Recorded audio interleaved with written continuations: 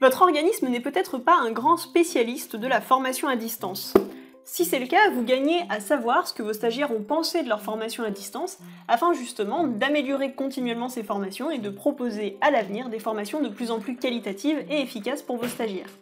Pour la vidéo du jour, on va donc réfléchir à des idées de questions que vous pourriez rajouter dans vos évaluations qualité afin de recueillir le ressenti de vos apprenants sur les différents aspects de la formation que vous avez proposée et ainsi améliorer votre formation grâce à leur retour.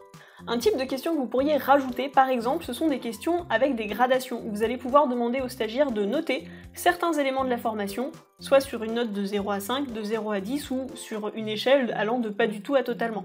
Ces questions, ça peut être par exemple, quelle était la qualité de votre connexion internet ? Les visioconférences étaient-elles de bonne qualité ? On parle bien sûr évidemment de la qualité de la connexion pure. Le découpage des séquences était-il adapté ?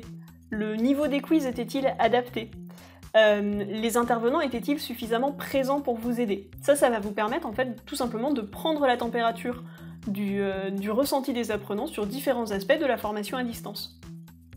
Une autre possibilité, bien sûr, c'est de leur mettre des questions libres, où ils vont pouvoir répondre de façon beaucoup plus large pour partager en fait leur retour sur certains éléments de la formation sur lesquels vous avez peut-être envie d'avoir un retour plus précis.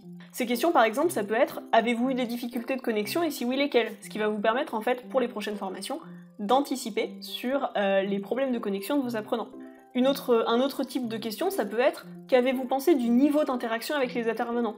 Auriez-vous souhaité en avoir plus ou moins ?»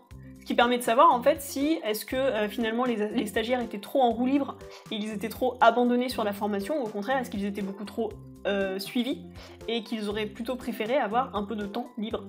À vous bien sûr de rajouter des questions en fonction de la façon dont vous avez calibré votre offre de formation à distance. L'idée étant bien sûr d'identifier les points sur lesquels vous pensez qu'il y a une amélioration possible afin de recueillir le maximum de feedback et ainsi d'améliorer votre formation à distance au fur et à mesure. J'espère que cette vidéo vous a inspiré et je vous dis à la semaine prochaine pour un prochain vlog.